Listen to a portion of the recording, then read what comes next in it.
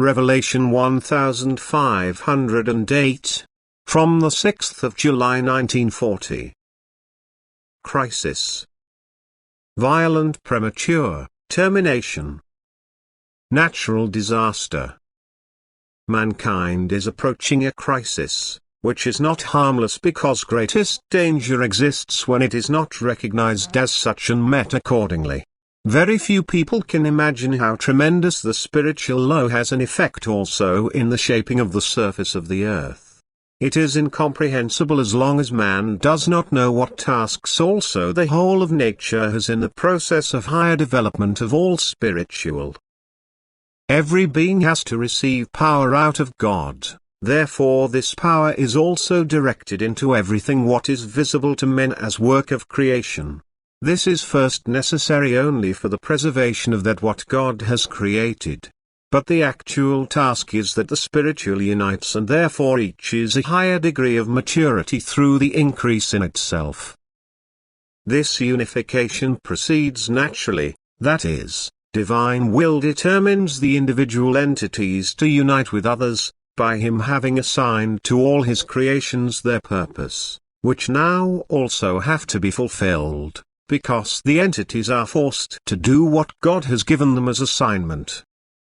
But the stage of free will is a great danger for these beings, which are still in the bound state, insofar as men can use their will in a way counteracting God and now bring the bound beings into great trouble by them prematurely ending the course in a form, which is not yet finished, therefore certainly free the being out of the respective form. But this has not yet reached the state of maturity, which is the prerequisite for the next form.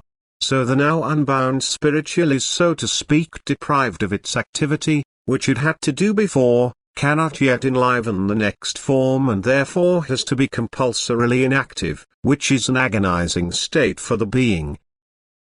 Because now its course of development is inhibited, a stagnation has occurred, which the being cannot remove on its own authority.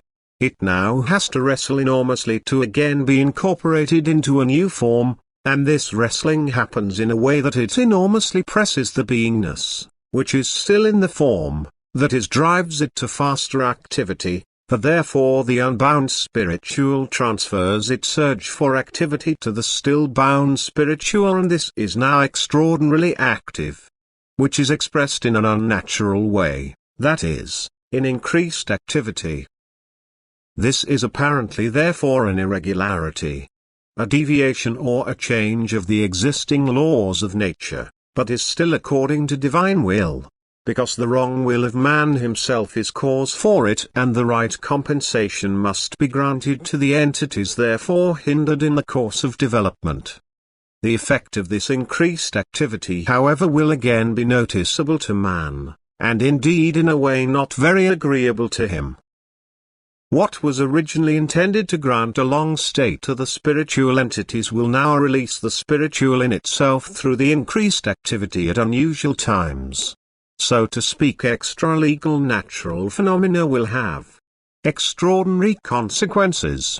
These are the disasters, which are caused in nature, which therefore certainly do not directly depend on the will of man, but are still indirectly the consequences of the wrong will.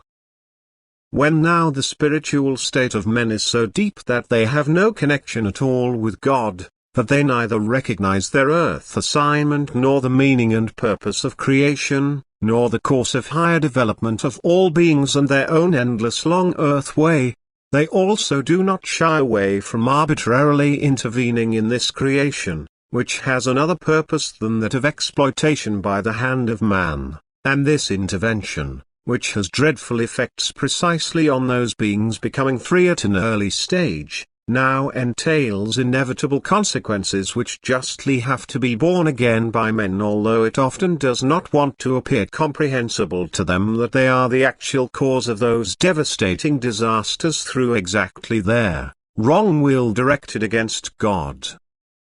And now Earth has to expect such a violent liberation of the spiritual. Through the conduct of mankind this process is accelerated, the spiritual, which has become free by force, pushes to always more active activity both outside as well as inside of Earth, and God does not hinder this activity because man himself has intervened unjustifiably and therefore ended an embodiment granted by God to the being in love against God's will.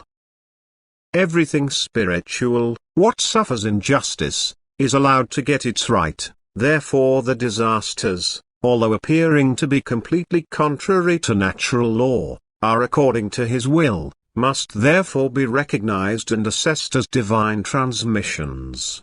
But men, who live according to the will of God, who subordinate their will to divine will and therefore are well instructed of God's love, omnipotence and wisdom, can face every mission from above with composure.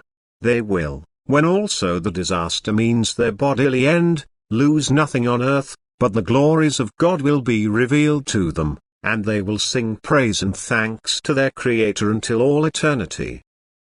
Amen.